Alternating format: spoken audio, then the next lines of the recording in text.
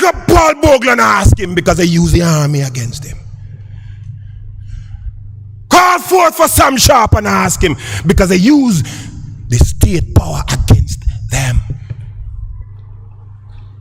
You know if you go wake up now dead. Ask the Rastafarians today.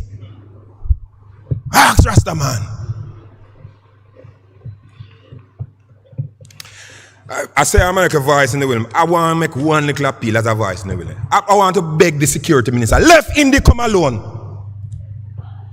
Left Indy come alone. Because Indy come has been developed to give poor people a little more confidence in the state apparatus to say the state is on our side. And a city minister is doing everything to dismantle it. If Indicom was acting in defense of the rich and the powerful, nobody would trouble Indicom. Come on now.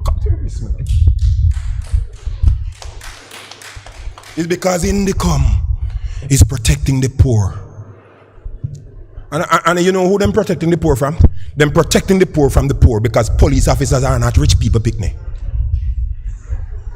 Come on, me say me had two brothers who were policemen. Them protecting the poor from the poor.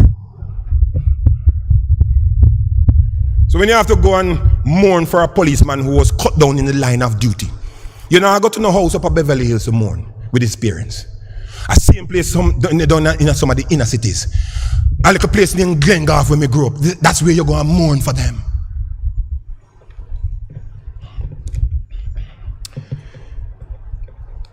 But you know, in the face of such egregious failings on the part of leadership, as recorded in the scripture, Jesus represented a different kind of governance. A different kind of governance. He was the good shepherd. And what did the good shepherd bring? The text I recited said that Jesus had compassion. He had compassion. If you ask me what Jesus had that the other leaders didn't have, I would say Jesus had compassion. If you ask me what do we need in our governance today to create an atmosphere of safety and security, I would say compassion. Yes, you heard me right. Not more guns. I wrote a little article saying a long time we have fight crime and can't beat crime. Rather than fighting crime, let us try making peace. No more guns. No more brutality on the part of the state, getting bigger guns. Not for go to Belleville, but for go down in the ghetto. Not bigger guns we want. We want a little more compassion. Need men and women who are filled with and moved by compassion for the people. And Jesus saw them scattered like sheep without shepherd. He had compassion. This leadership will be affected by and reflect two things. I say quickly and then I have to run. Two things. Leadership marked by compassion will be affected by and will reflect two things. One, empathy. Empathy. Well, when we talk about empathy, it is really to enter into the experience of others so that you can feel what they are feeling. That's what empathy is. To go into another person's experience and to feel the pain and the hurt that they are feeling. I've reached a stage in my life, you know. I wish I had reached a stage longer. When you care how you see a person behave and go on and sometimes in the most, you know, I would call this graceful way. Me not judge nobody again, you know. Why? I've never really been in the position that those persons are in. I never have to live under the conditions that they lived. I always lament that, boy, one of my regrets in life is that I never knew any of my grandparents, not one of the four. One of the blessings of my life is that I had both of my parents for over 50 odd years of my life. How can I judge somebody who grew up hearing say your daddy was shot dead? How can I judge that person when that person behaving? I was never. Empathy is the ability to try and get into another person's experience so that we can feel what they are feeling. To be moved by compassion is to be moved by another feelings other than your own. In a little function I usually carry out over the years, I always make a little point that you cannot have two different feelings in the same moment, you know. You know that? You can't feel sadness and happiness in the same moment. It's not possible. So when we talk about mixed feelings, it is you really feel an emotion or you have a feelings at one time, but maybe at another time you feel another feeling. So that is what it's not that you have the two of them same time. You can't have two feelings at the same time. I say that to say this. If we are going to feel what people are feeling, since we can't have two feelings at the same time, if we are going to feel what people are feeling, we have to suspend our own feelings. Come on.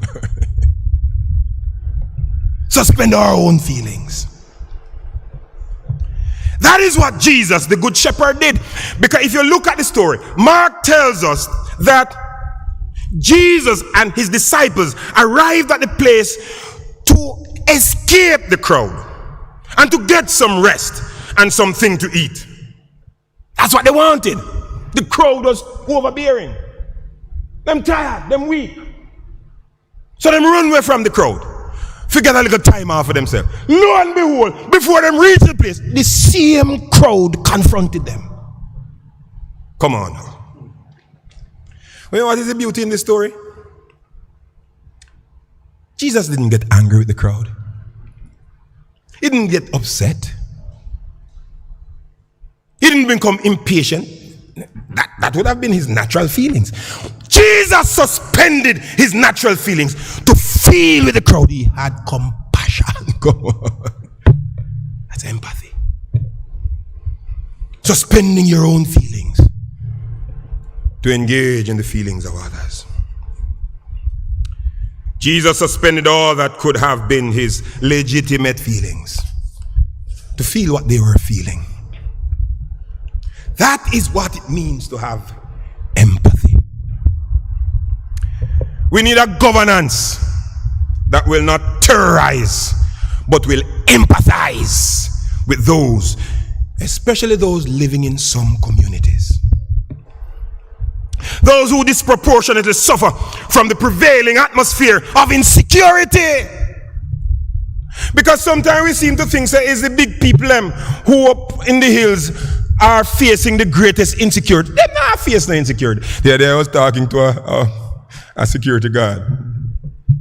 Engage him for a while. And he was telling him, come here. Say, man, you're. He said, right now, I go off of the job up in a certain area. I go work up there tonight.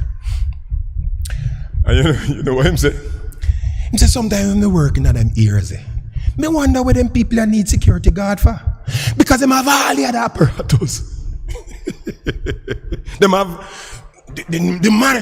Them have all of it. The truth is, they're not the people who are feeling insecurity, even though them spend so much money on it. The Prime Minister did promise when he was in opposition that why under his government, people go and sleep with them door open and them window open. A security promise, you know. But the truth is, before the Prime Minister made that promise, and even now, many people have been sleeping with them window and them door open because much of them do it. No window, no door. Come on.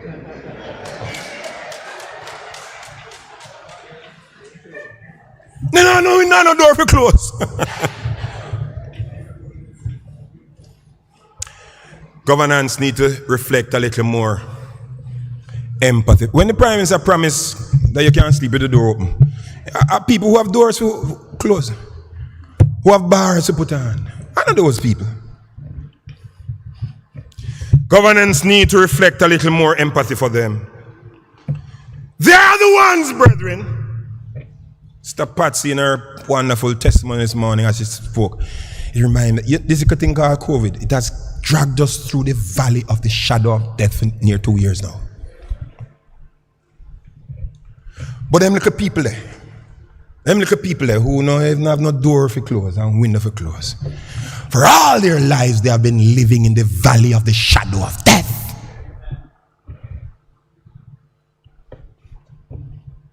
They need leaders who will walk with them. Yea, though I walk through the valley of the shadow of death, I'll fear no evil. For the good shepherd, we need good shepherds who will walk with persons. It's empathy we are talking about, brethren. Governance, that which many of us support. And very often when many of these people bawl out down there for police brutality, they say, where them at? Cuss police again for. Whole heap of wickedness take place down there by policemen. Many of them poor policemen. They haven't been given the resources by government to do their job, so they have to resort to some of these things. So me not knock police. Police have a hard job, made harder by the lack of governance.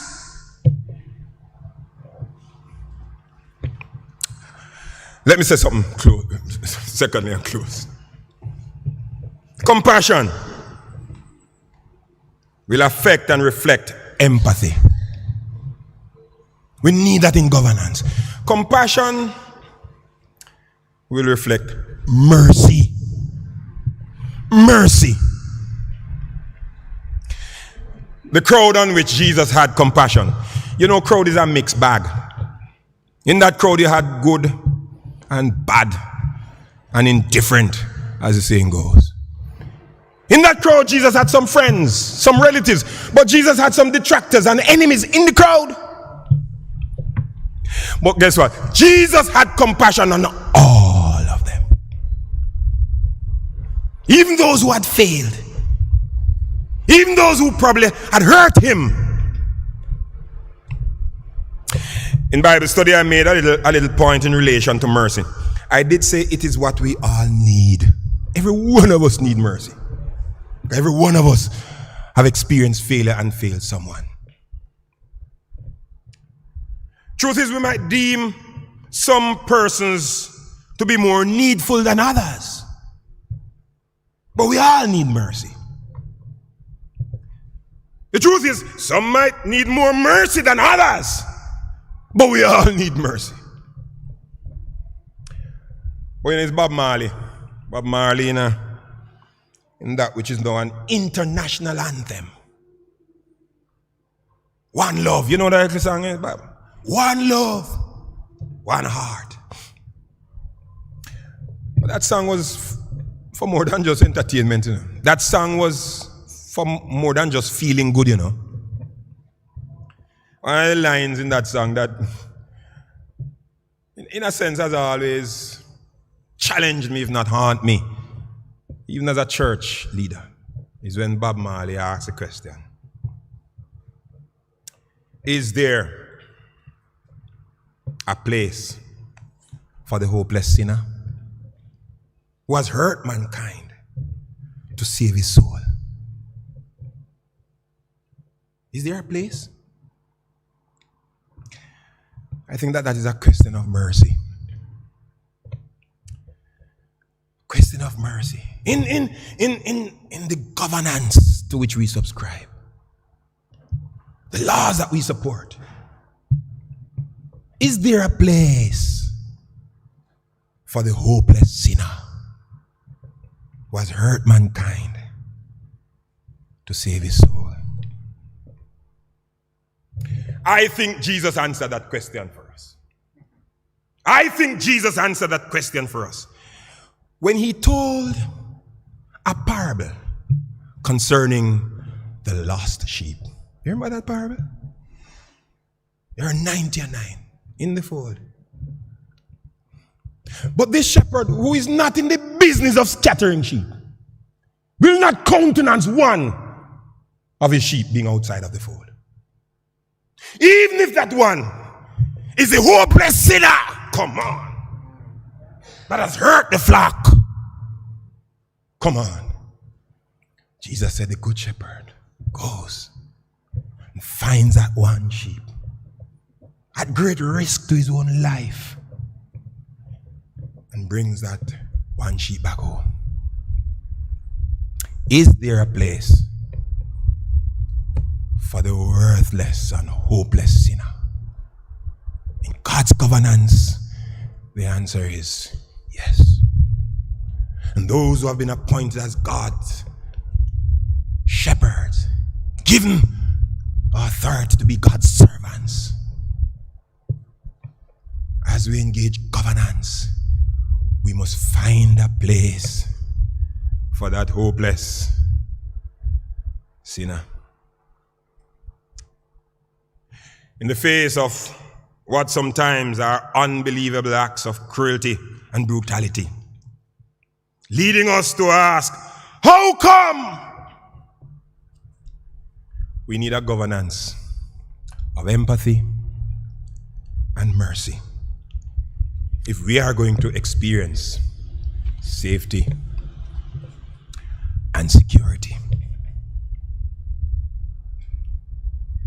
Jesus had compassion. As the good shepherd, Jesus wasn't in the business of scattering sheep. That's what the epistle reading tells us, that he came and preached peace to all, those who were near and those who were far. Shepherds who lack compassion divide to rule. Jesus come to serve and to bring together. The good shepherd that was promised in Jeremiah came in the person of Jesus. And he not only brought back the exiles of Judah, but he brought back also you and I who were never considered to be a part of the commonwealth of God. Aliens and strangers we were. Because our good shepherd brings us back all together and gives us a feeling of safety and security. Amen.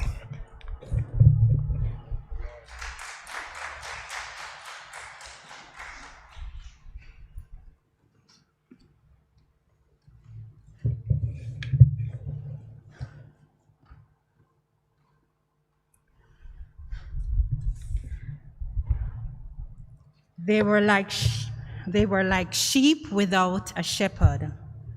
How come? Jesus was the good shepherd. He had compassion. And with compassion comes empathy and mercy. Is there hope? Is there a place for the hopeless sinner who has hurt mankind? Yes, there is.